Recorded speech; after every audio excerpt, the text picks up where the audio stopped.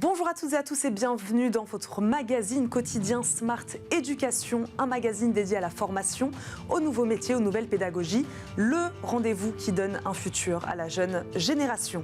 Et si vous partiez faire vos études à l'étranger, vous familiariser avec une langue, une culture, varier les disciplines, participer à de nombreuses activités extrascolaires, les avantages de ces séjours linguistiques sont nombreux.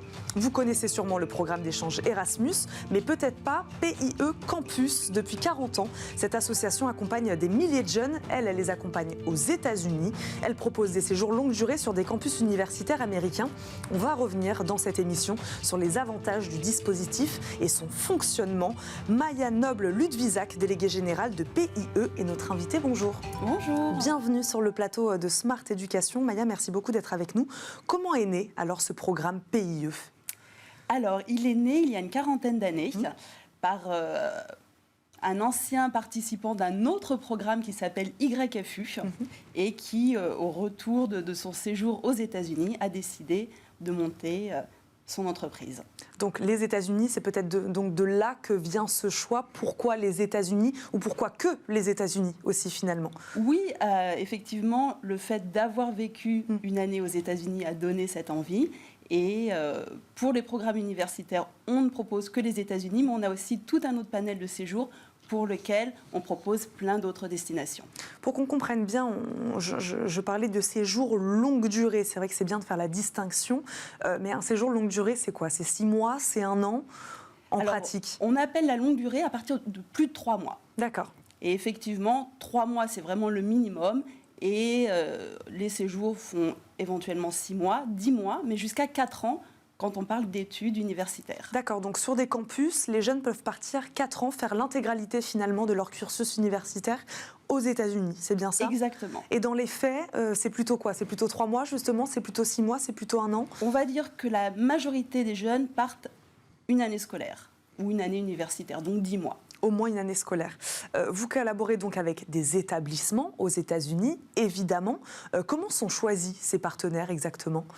Alors, nous avons un organisme partenaire aux États-Unis qui se charge de la sélection de ces universités. Et sur quels critères donc sont-ils choisis ? Bien sûr, sur la qualité de l'enseignement, mais aussi aux États-Unis, il y a vraiment des universités qui cherchent à avoir des étudiants étrangers et pour qui c'est vraiment une valeur ajoutée de faire venir un peu l'international à eux et qui vont offrir en fait des réductions des frais de scolarité assez considérables pour les étudiants étrangers uniquement.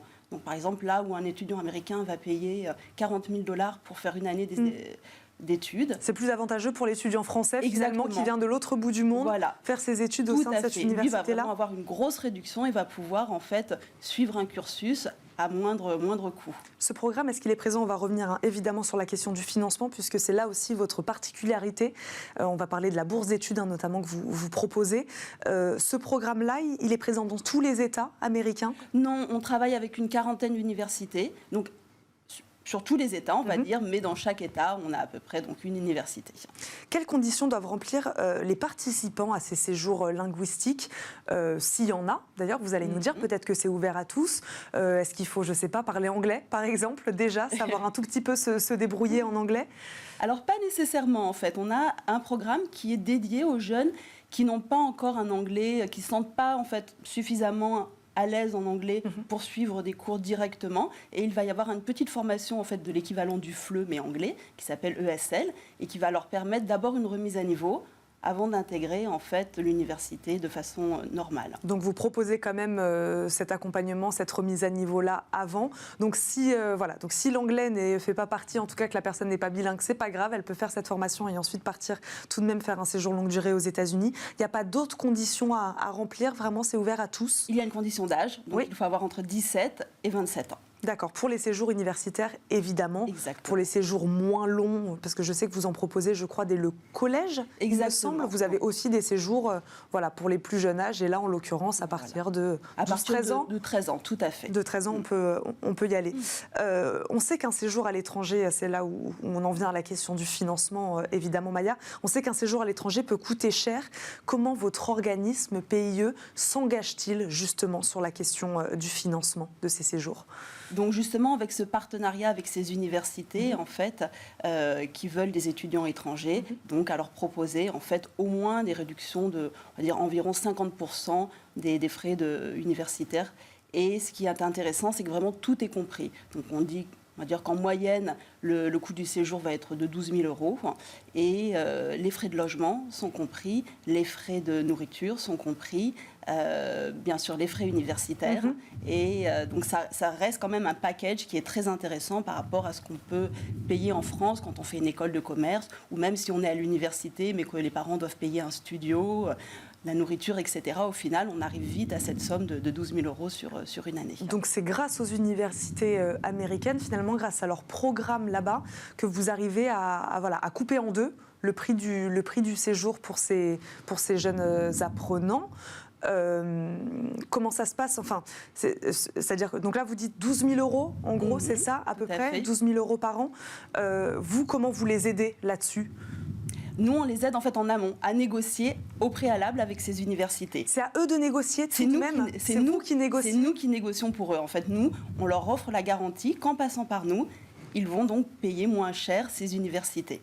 Combien d'élèves elles acceptent, les universités, justement? Parce que voilà, donc c'est un intérêt pour elles d'accueillir des élèves étrangers, des élèves français en l'occurrence.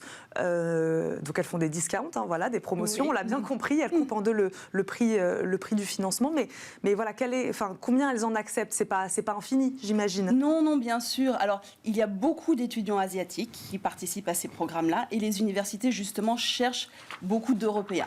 Donc, elles ne veulent pas en fait être uniquement, on va dire, un peu submergées par les étudiants asiatiques. Et donc vraiment, il y a cet attrait de l'étudiant européen. Et c'est pour ça vraiment qu'elles font ces propositions aux Français et à d'autres nationalités, bien sûr aussi.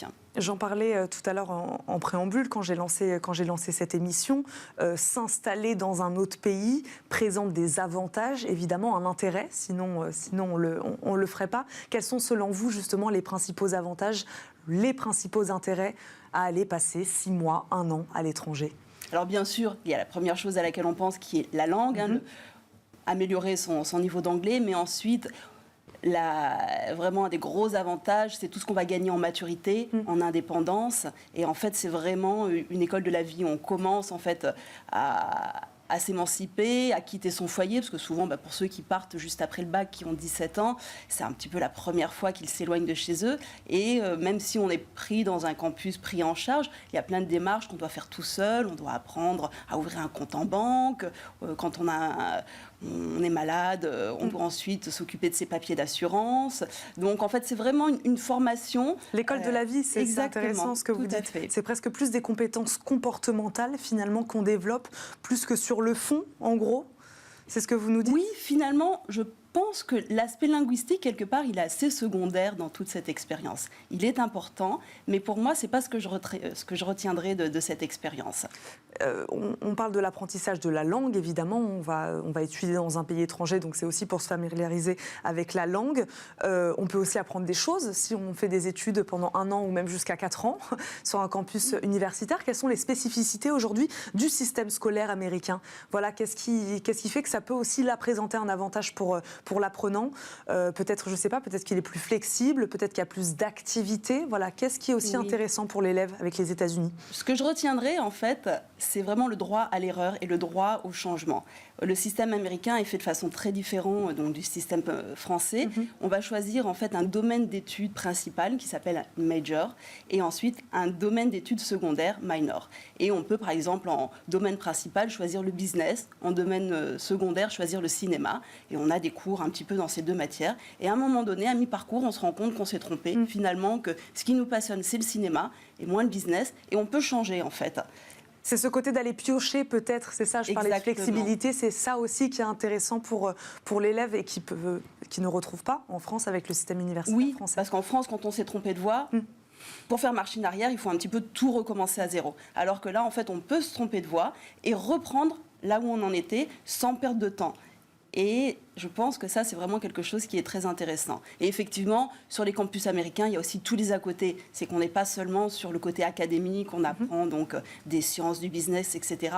On peut faire des cours de théâtre. Beaucoup d'activités extrascolaires, c'est ce que je disais. Sportives, donc vraiment plein de choses qui ouvrent aussi beaucoup l'esprit et qui permettent d'apprendre des choses différentes, moins académiques, mais quand même très essentielles. Comment assurez-vous le suivi pédagogique avec ces élèves? Voilà, est-ce que vous les suivez pendant leur année à l'étranger? Sur place, effectivement, dans chaque université, il y a vraiment une personne, un petit peu comme un CPE au lycée, qui est dédiée aux étudiants étrangers. Donc quelqu'un qui va suivre les jeunes pendant tout leur cursus et qui va les aider justement à aménager leur emploi du temps si finalement ils se rendent compte qu'ils se sont trompés, qui va les aider donc dans les démarches aussi d'hébergement sur le campus. S'assurer qu'ils sont aussi en réussite scolaire, voilà, elle était là ma question aussi quand je parlais de suivi pédagogique, voilà, se dire qu'il n'est pas complètement lâché dans la nature et qu'on essaye aussi de l'aider sur place, sur les cours. Exactement. Ouais. Et puis les profs américains sont aussi, il y a vraiment une proximité qui est beaucoup plus importante par rapport à ce qu'on trouve en France. Et les professeurs sont vraiment aussi là pour, si jamais ils détectent qu'il y a un problème, qu'il y a peut-être un décrochage de la part de l'étudiant, à lui donner en fait les moyens de raccrocher et de se remettre sur la voie si jamais on sent qu'il est un petit peu démotivé ou s'il a du mal à s'adapter. Dans les faits, comment on raccroche de retour en France, voilà, après 1 an, 2 ans, 3 ans ou 4 ans, peu importe, comment on raccroche le wagon avec un système et un contenu qui est quand même complètement différent?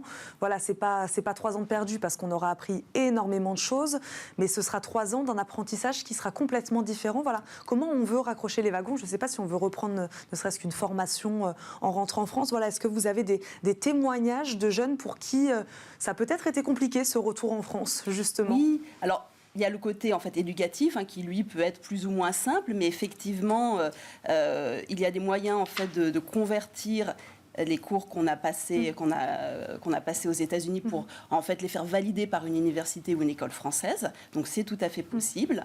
Et donc ce qui va être plus difficile, c'est au côté personnel. Effectivement, quand on a découvert un système qui est quand même assez libre, assez ludique par rapport au système français, parfois le retour est un petit peu compliqué, mais en même temps, on a appris à travailler d'une façon différente, à appréhender l'université d'une façon différente.